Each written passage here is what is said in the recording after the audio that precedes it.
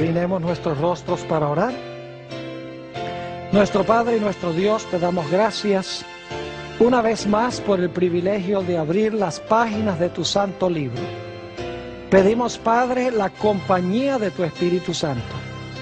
Danos claridad de pensamiento y ternura de corazón para comprender y recibir tu mensaje.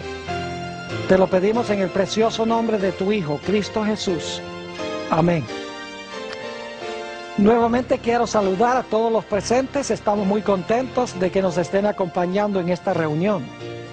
También quiero saludar a todos aquellos que nos están acompañando en las pantallas de televisión en los diferentes países de habla hispana en el mundo. Estamos muy contentos de que nos estén acompañando ustedes también. Esperamos que disfruten el mensaje que vamos a estudiar de la palabra de Dios el día de hoy. Queremos comenzar a donde dejamos en nuestro último estudio.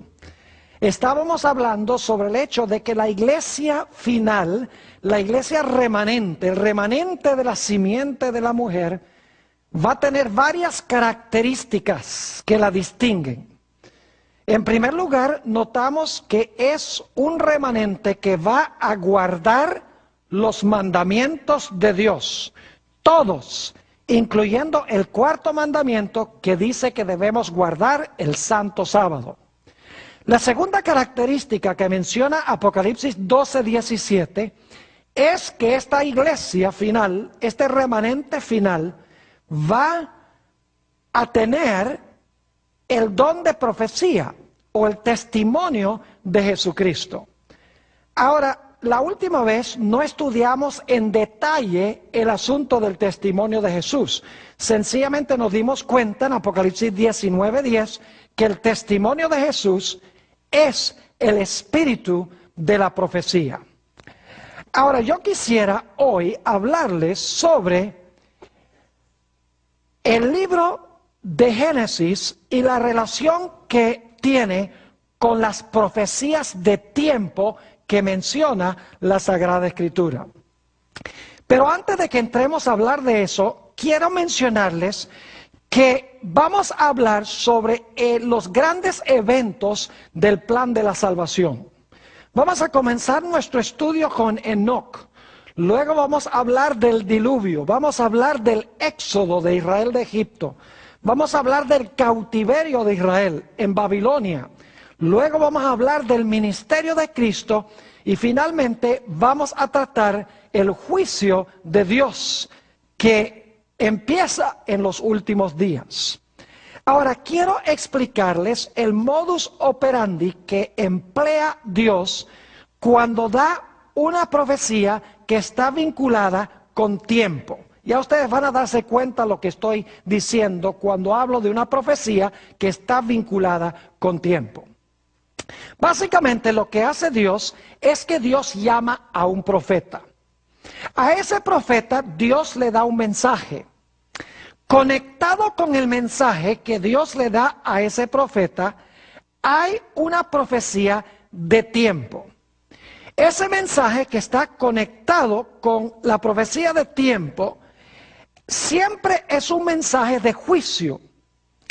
Y lo interesante es que ese mensaje de juicio que Dios le da a ese profeta no es aplicable al tiempo de ese profeta. Es decir, no es verdad presente para el profeta a quien se le da originalmente ese mensaje. Repasando nuevamente, Dios llama a un profeta, le da un mensaje, el mensaje está conectado con una profecía de tiempo, es un mensaje de juicio y ese mensaje no es aplicable a la época de ese profeta. Luego vamos a ver que pasa el periodo de tiempo que está conectado con el mensaje y después que pasa el tiempo de esa profecía, Dios al final levanta a otro profeta. A ese profeta le da el mismo mensaje que le dio al primer profeta. El mensaje que Dios le da a este profeta es también un mensaje de juicio. Y la verdad que no era aplicable para la época del primer profeta, ahora llega a aplicarse definitivamente a la época en que se levanta el segundo profeta. Y lo interesante es que cuando Dios levanta a este segundo profeta, este profeta siempre saca a un remanente fiel de Dios de en medio de la apostasía. Así que vamos a notar varios ejemplos en la Biblia que presentan este modo de operación de Dios. Nuevamente repito, porque es importante que tengamos claro el proceso. Dios llama a un profeta, le da un mensaje. El mensaje está conectado con una profecía de tiempo. El mensaje es un mensaje de juicio y no se aplica a la época de ese profeta. Pasa el periodo de tiempo, Dios levanta a otro profeta. Le dice que proclame el mismo mensaje, porque el tiempo ahora ha pasado, el tiempo que Dios le dio al primer profeta. Ese mensaje que Dios le da a este segundo profeta es un mensaje de juicio y este profeta, bajo su liderazgo, saca a un remanente. Ahora vamos a nuestro primer ejemplo. El libro de Judas es ese librito que se encuentra inmediatamente antes que Apocalipsis. Judas 14 y 15. Judas 14 y 15. Está hablando aquí de Enoc, ese hombre del cual hemos hablado que fue trasladado al cielo de entre los vivos. Dice allí, de estos también profetizó Enoc. Ahora, si Enoc profetizó, tiene que haber sido profeta, ¿verdad que sí? Séptimo desde Adán, diciendo, he aquí vino el Señor con sus santas decenas de millares, para hacer juicio, fíjense, es un mensaje de juicio, para hacer juicio contra todos, y dejar convictos a todos los impíos de todas sus obras impías que han hecho impíamente, y de todas las cosas duras que los pecadores impíos han hablado contra él. El primer profeta que menciona la Biblia es Enoc. Y dice que Enoc profetizó en cuanto a un juicio que iba a venir contra una generación inicua e impía, según acabamos de leer. No cabe duda que Enoc estaba hablando de dos grandes eventos de la historia. El primer evento del cual estaba hablando era el diluvio en los días de Noé. Y lógicamente el segundo evento es la maldad del mundo antes de la segunda venida de Jesús. Ahora, quiero que notemos el mensaje de Enoc como se aplicó específicamente a la sociedad que existió inmediatamente antes del diluvio, porque está profetizando específicamente en cuanto a estos. Note lo que dice en el libro de Génesis, el capítulo 5 y el versículo 21 y 22. Alguno dirá, bueno, está bien, Dios llamó a Enoc, el primer profeta de la Biblia, y a Enoc Dios le dio un mensaje de que Dios iba a venir en juicio para castigar a los impíos. Pero ¿a dónde se encuentra aquí la profecía de tiempo? Note lo que dice en Génesis, el capítulo 5, y vamos a leer los versículos 21 y 22. Dice allí en Génesis 5 y el versículo 21 lo siguiente. Y vivió Enoc 65 años y engendró a Matusalén. Y caminó Enoc con Dios después que engendró a Matusalén 300 años y engendró hijos e hijas. Quiero que noten que el hijo de Enoc se llamaba, ¿qué cosa? Se llamaba Matusalén. Ahora quiero decirles algo en cuanto al nombre Matusalén. Es un nombre compuesto, es decir, se compone de dos palabras hebreas. La palabra Mut y la palabra Shalach. El nombre Matusalén significa cuando muera será enviado. Porque la palabra Mut significa morir y la palabra Shalach significa enviar. Juntando las dos palabras, el nombre Matusalén significa cuando muera será enviado. Inmediatamente nos preguntamos, ¿cuando muera será enviado qué? Cuando muera Matusalén, ¿será enviado qué? Bueno, en realidad lo que denota el nombre Matusalén es que cuando él muriera, iba a ser enviado el diluvio. Ahora, quiero comprobarles eso, de que Matusalén murió el mismo año del diluvio. Es más, la tradición judía dice que Matusalén murió el año, o 10 días específicamente, antes del diluvio. Ahora, se puede comprobar bíblicamente que Matusalén murió el año del diluvio. Vayan conmigo a Génesis 5 y el versículo 25. Génesis 5 y el versículo 25. Dice allí, en el versículo 25, vivió Matusalén 187 años y engendró a Lamec. Quiero que noten que desde que nació Matusalén hasta que tuvo a Lamec pasaron 187 años. Luego vamos al versículo 28. Dice, vivió Lamec 182 años y engendró un hijo, que fue Noé. Es decir, hay que sumar 187 más 182. Y ahora surge la pregunta, ¿cuántos años vivió Noé antes de que viniera el diluvio? Noten Génesis, el capítulo 7 y el versículo 11. Génesis 7 y el versículo 11. Dice, el año 600 de la vida de Noé, en el mes segundo, a los 17 días del mes, aquel día fueron rotas todas las fuentes del grande abismo y las cataratas de los cielos fueron abiertas.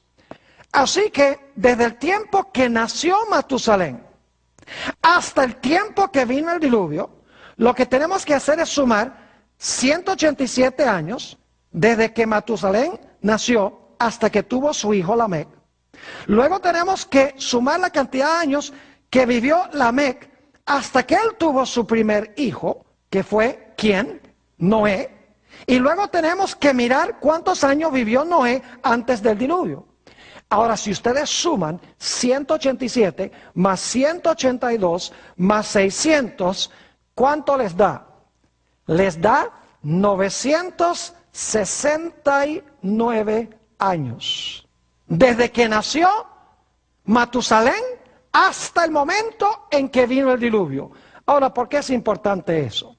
Vayan conmigo a Génesis, el capítulo 5 y el versículo 27. Génesis, el capítulo 5 y el versículo 27. Vamos a ver cuántos años fue que vivió Matusalén.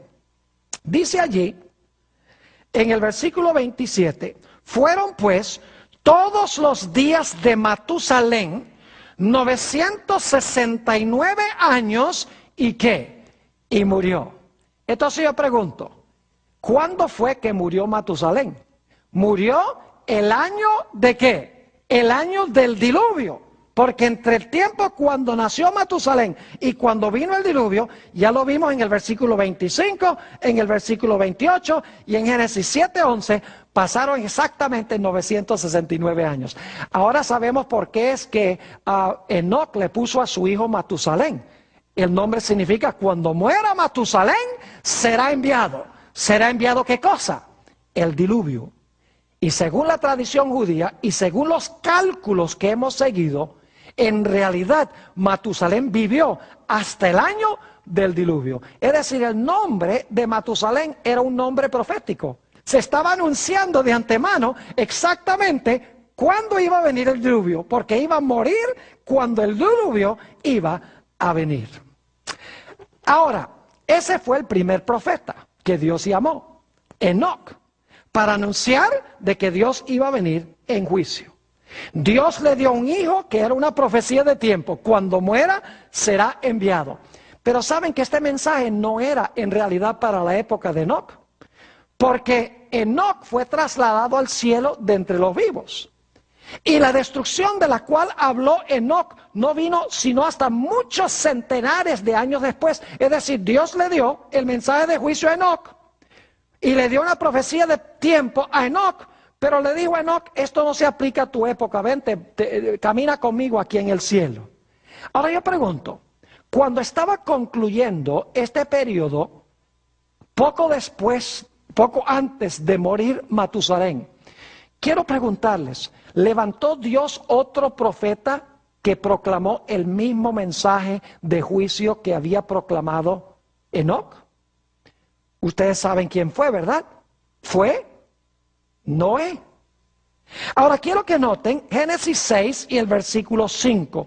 Génesis el capítulo 6 y el versículo 5. Fíjense la maldad del mundo, como había hablado Enoc.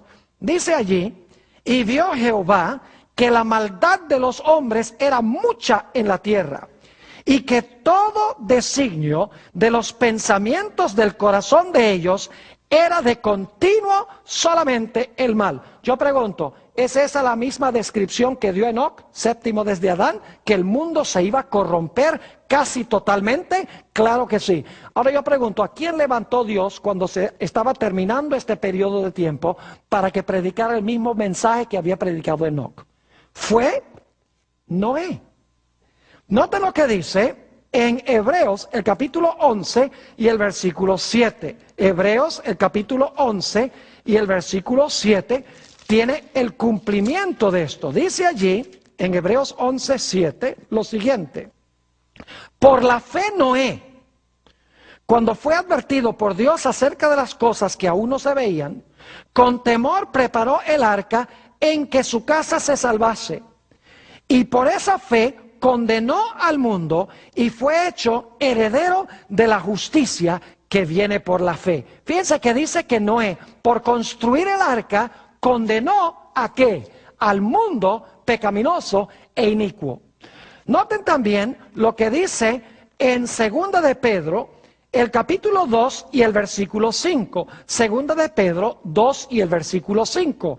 Dice, y si Dios no perdonó al mundo antiguo, sino que guardó a Noé, pregonero de justicia, es decir, predicó la justicia con otras 7 personas, trayendo el diluvio sobre el mundo de los impíos. Es decir, Dios llamó a Noé cuando este periodo, denotado por el nombre de Matusalén, estaba llegando a su fin. Noé predicó el mismo mensaje, que Dios iba a venir en juicio para castigar al mundo por su maldad. Lo que no era verdad presente para el tiempo de Enoc, ahora sí era verdad presente para los días de Noé. Ahora yo pregunto, ¿Noé sacó a un remanente al final de este periodo? Claro que sí. Note lo que dice Génesis, el capítulo 7 y el versículo 23. Génesis 7, 23. Dice, así fue destruido todo ser que vivía sobre la faz de la tierra, desde el hombre hasta la bestia, los reptiles y las aves del cielo, y fueron raídos de la tierra, y quedó solamente Noé y los que con él estaban en el arca. Es decir, que Dios al final de este periodo sacó a un remanente. Ahora fíjense cómo Dios operó en este primer ejemplo que encontramos en el libro de Génesis. Dios llamó a Enoc, le dio en el nombre de su hijo una profecía de tiempo: cuando muera será enviado. Era un mensaje de que Dios iba a venir a castigar al mundo por su impiedad. No era ese mensaje para la época de Enoc, porque Enoc se fue para el cielo. Ya cuando este periodo estaba llegando a su fin, faltaban solamente 120 años para que muriera Matusalén, Dios levantó otro profeta. Ese profeta fue Noé. Predicó el mismo mensaje que predicó Enoc, un mensaje de juicio. Ahora el periodo de tiempo estaba por concluir. Es decir, lo que profetizó Enoc ahora era verdad presente, se iba a cumplir en los días de Noé. Y Dios sacó a través de Noé, o salvó a un remanente. Ese es el primer ejemplo de la Biblia. Ahora notemos nuestro segundo ejemplo de cómo Dios opera de este medio cuando Dios da una profecía de tiempo. Llama a un profeta y le da una profecía de tiempo. Vamos a Génesis, el capítulo 20 y el versículo 7. Génesis, el capítulo 20 y el versículo 7. Nuestro segundo ejemplo también viene de Génesis. Ahí comienza todo el proceso. Génesis 20 y el versículo 7. Note lo que dice aquí en cuanto a Abraham. Saben ustedes, a veces no pensamos de Abraham como profeta, pero Abraham era profeta. Note lo que dice Dios a Abimelech. porque Abraham le había dicho que Sara era su hermana, lo que no le contó es que era su esposa también. Ahora, en ese contexto, dice en Génesis 27, Dios a Abimelech, ahora pues, devuelve la mujer a su marido, es decir, a Abraham, porque es ¿qué cosa? Porque es profeta, y orará por ti y vivirás, y si no la devolvieres, sabe que de cierto morirás tú y todos tus hijos. Fíjense que Abraham era un ¿qué? Era un profeta. Ahora surge la pregunta, ¿será que Dios le dio a Abraham una profecía de tiempo? ¿Y vinculada con la profecía de tiempo un mensaje? Claro que sí. Vayan conmigo a Génesis, el capítulo 15. Génesis, el capítulo 15, y voy a empezar leyendo en el versículo 13. Génesis 15, 13. Dice, entonces Jehová dijo a Abraham, ten por cierto que tu descendencia morará en tierra ajena, y será esclava allí, y será oprimida 400 años. ¿Hay una profecía de tiempo aquí? ¿Sí o no? Claro que hay una profecía de tiempo. Pero fíjense lo que dice en el versículo 14. Mas también a la nación a la cual servirán, ¿qué va a hacer Dios? Juzgaré yo. Y después de esto saldrán con gran ¿qué? Saldrán con gran riqueza. Es decir, Dios llamó a Abraham, un profeta. Le dio a Abraham un mensaje. Y es que el pueblo de Israel iba a ser esclavo, pero al final de ser esclavo, 400 años, Dios iba a intervenir para librar a Israel de esclavitud o de servidumbre. Es decir, Dios iba a juzgar a los que oprimían al pueblo de Israel. Y Dios iba a sacar a un pueblo remanente de la servidumbre.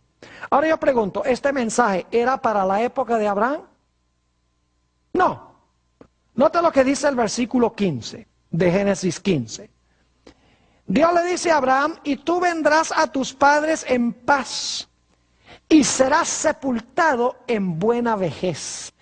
Es decir, tú te vas a poner viejito y vas a morir, y esto no se va a cumplir en tus días. Esto no es para ti, es para la generación que vivirá al final de este periodo. Ahora yo pregunto, al terminar los 400 años, ¿levantó Dios a otro profeta que proclamó el mismo mensaje? Un mensaje de juicio, que trajo juicio, y que en realidad libró al pueblo de Israel de esclavitud, ¿sí o no? Claro que sí. ¿Cómo se llamó ese profeta? Ese profeta se llamó Moisés. Noten Éxodo, el capítulo 3 y el versículo 12. Éxodo, el capítulo 3 y el versículo 12, hablando de este libertador. Dice allí, y él respondió a Moisés, Dios a Moisés, ve porque yo estaré contigo, y esto te será por señal de que yo te he enviado. Ahora escuchen, cuando haya sacado de Egipto al pueblo, serviréis a Dios sobre este monte. ¿Había dicho Abraham que Dios iba a sacar a su pueblo de Egipto, sí o no? Ahora, según Éxodo 3:12, ¿quién lo sacó? Dice que Moisés lo sacó.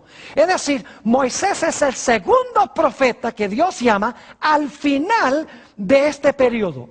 Y saben lo interesante, es que en Éxodo 12, 40 y 41, dice que el mismo día que se cumplieron los 400 años, Dios sacó a su pueblo de Egipto por el liderazgo de Moisés. Qué interesante que al final de este periodo Dios llama a otro profeta, Moisés. Le da el mismo mensaje de que ahora Dios va a intervenir para librar a su pueblo, va a juzgar a los egipcios y que ahora Moisés saca el remanente del cual habló Abraham. Fíjese qué interesante cómo obra Dios cuando da profecías de tiempo. Llama a un profeta, le da un mensaje, el mensaje es un mensaje de juicio, vinculado con el mensaje de una profecía de tiempo, el mensaje no es para su época. Al final del periodo o hacia el final del periodo, levanta Dios otro profeta, proclama el mismo mensaje, un mensaje de juicio y dice, aquello que habló el primer profeta, ahora se va a cumplir. Dios me ha llamado para cumplirlo. Y salva ese segundo profeta a un pueblo remanente. Ahora vamos a nuestro siguiente ejemplo, y tal vez alguien se esté preguntando si Moisés era profeta, porque generalmente no pensamos de Moisés como profeta. Déjenme darles un versículo antes de ir a nuestro próximo punto, que comprueba que Moisés fue profeta. Es más, vamos a leerlo, Oseas 12 y el versículo 13, antes de ir a nuestro próximo punto.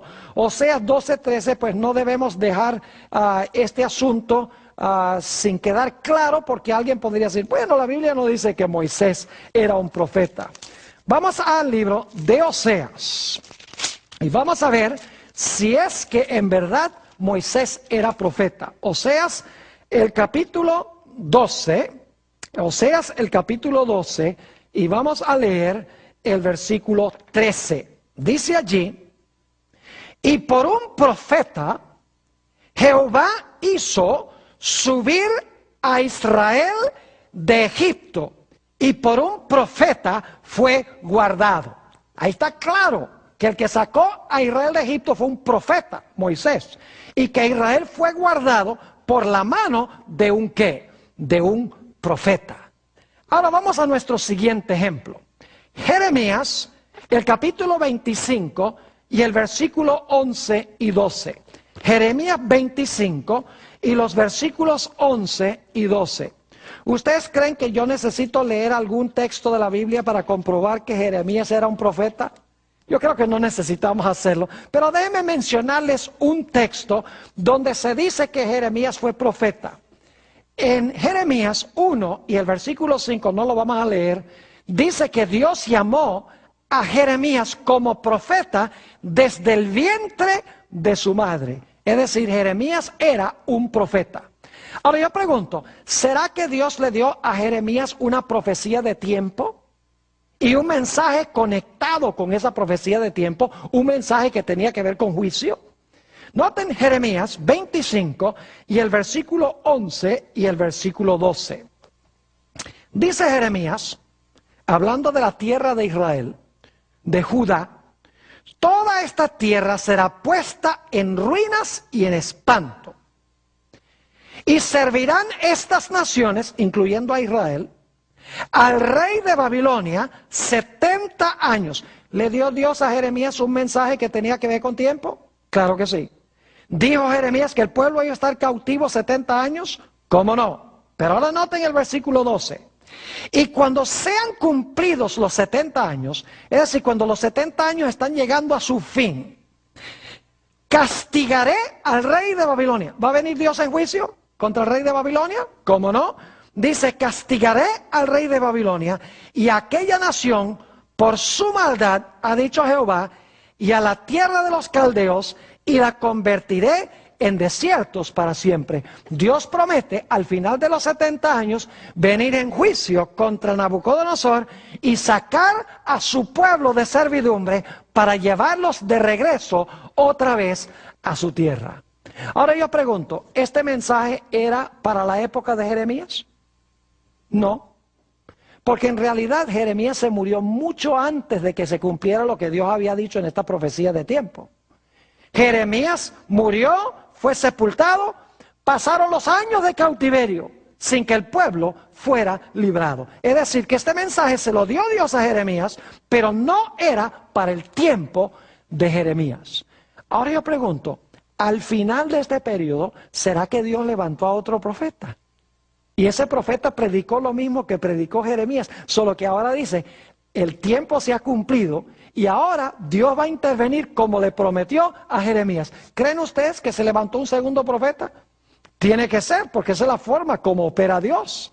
Noten lo que dice Daniel, el capítulo 9, Daniel, el capítulo 9 y el versículo 1 y 2. Daniel, el capítulo 9 y el versículo 1 y el versículo 2. Miren qué interesante estos dos versículos que encontramos aquí. Dice allí, en Daniel 9:1, en el año primero de Darío, hijo de Asuero, de la nación de los Medos, que vino a ser rey sobre el reino de los caldeos, En el año primero de su reinado, y dicho sea paso, ese año primero del reinado de Darío es el año 538, ya están por terminar los 70 años, terminan en el año 536, es decir, faltan 2 años. Dice en el versículo 2, en el año primero de su reinado, yo Daniel miré atentamente en los libros el número de los años de que habló Jehová al profeta Jeremías, que habían de cumplirse las desolaciones de Jerusalén en 70 años. ¿Qué era lo que estaba estudiando Daniel al final de este periodo? La profecía de los 70 años de Jeremías. ¿Y por qué estaba estudiando Daniel la profecía de los 70 años? Porque ahora Daniel, Dios lo iba a usar para librar al pueblo de Israel de Babilonia, para regresar a su tierra, para reedificar el templo y restablecer su ciudad y su religión. Es decir, lo que no era verdad presente en los días de Jeremías, ahora era de actualidad y de verdad presente para los tiempos del profeta Daniel. Y yo pregunto, ¿sacó Daniel bajo su liderazgo a un remanente de Babilonia para regresar a la ciudad de Jerusalén? La respuesta es que sí. Según nos dice la Biblia, regresaron unas 50,000 personas después de los 70 años de cautiverio, bajo el liderazgo de Daniel, a la ciudad de Jerusalén para restablecer su religión. Fíjense qué interesante cómo son todos estos ejemplos. Es matemático. Cuando Dios da una profecía de tiempo, Dios levanta al principio de la profecía de tiempo un profeta y hacia el final levanta también a otro profeta el mismo mensaje. No es verdad presente para el primero, pero sí es verdad presente para el segundo. Es un mensaje de juicio y el segundo profeta saca al final del periodo a un remanente o salva a un remanente. Ahora vamos a nuestro siguiente ejemplo. No voy a leer el pasaje, probablemente ustedes lo conocen, es un poco largo, pero lo pueden leer si quieren. Es la profecía de las 70 semanas. Se encuentra en Daniel, el capítulo 9 y el versículo 24 al 27. Daniel 9, 24 al 27. Y quiero resumir o sintetizar los puntos cardinales o importantes de esta profecía de las 70 semanas. Hay 3 eventos muy importantes en esta profecía. Número 1, está la venida del Mesías príncipe. La palabra Mesías significa ungido en hebreo. En el griego es la palabra Christos. La palabra Cristo significa el ungido. Es decir, la profecía de las 70 semanas habla, en primer lugar, de la venida del Mesías o de la venida del ungido. El segundo evento crucial del cual habla la profecía de las 70 semanas es que a la mitad de la última semana, ese Mesías iba a ser cortado. Es decir, el Mesías iba a ser muerto. Es decir, habla de la muerte del Mesías. El ungimiento, la muerte. Y luego el tercer evento, al terminar ese periodo, es que se iba a cerrar la puerta de la oportunidad para la nación judía. Dios dijo, 70 semanas están determinadas sobre tu pueblo y tu ciudad. Si tu pueblo y tu ciudad rechazan al ungido, entonces yo los voy a rechazar a ellos como mi pueblo escogido. Esos son los 3 eventos contemplados en la profecía de las 70 semanas. El ungimiento del Mesías, la muerte del Mesías y conectado con la muerte del Mesías, el rechazo de la nación que participó en la crucifixión del Mesías.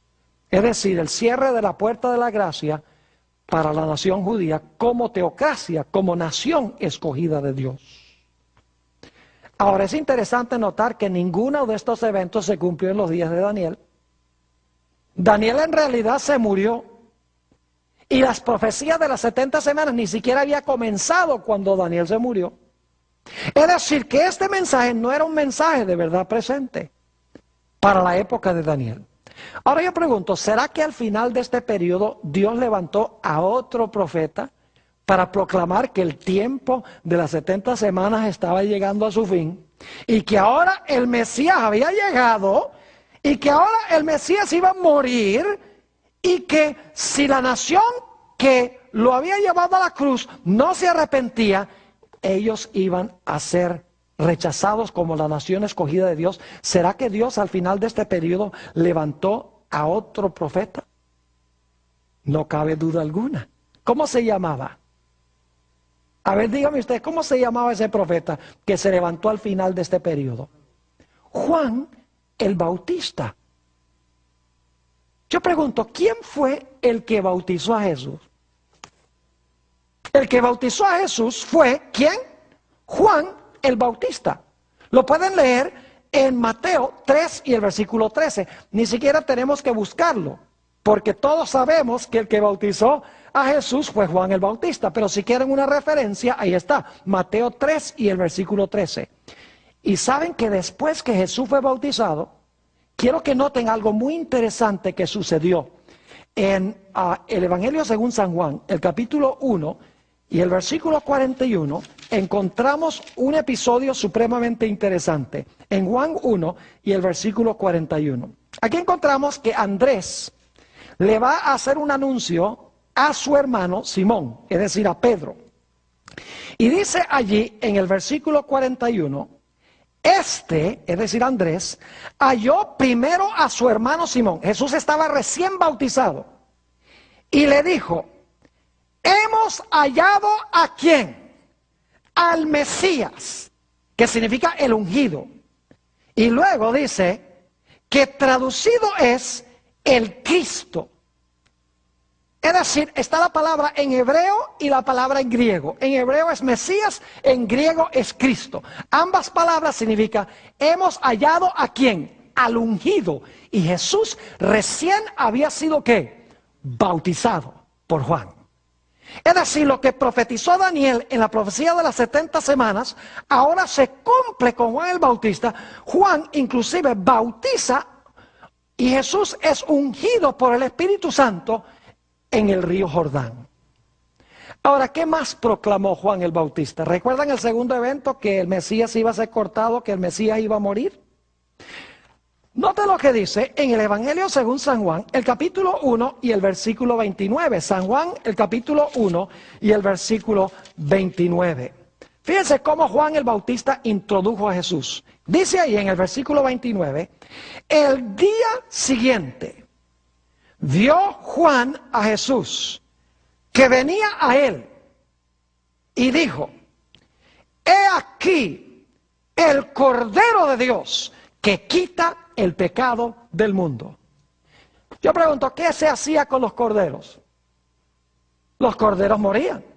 Así que cuando Juan el Bautista introduce a Jesús como el Cordero de Dios, está anunciando que lo que va a pasar con Jesús es lo que pasaba con el Cordero. Es decir, que Jesús iba ¿a qué? Jesús iba a morir. Es decir, Juan el Bautista no solamente bautizó a Jesús y Jesús fue ungido por el Espíritu Santo, sino que anunció que Jesús iba a morir como el Cordero de Dios que quita el pecado del mundo. ¿Saben qué más anunció Juan? Anunció que si el pueblo de Israel no producía fruto, iban a ser cortados y echados en el fuego. Es decir, les digo, si ustedes rechazan al Mesías, al que ha venido a ustedes, serán cortados como mal árbol y echados en el fuego. Es decir, serán destruidos. Alguno dirá, bueno, ¿ese árbol representaba a la nación judía? Claro que sí. Vamos a leer en el Evangelio según San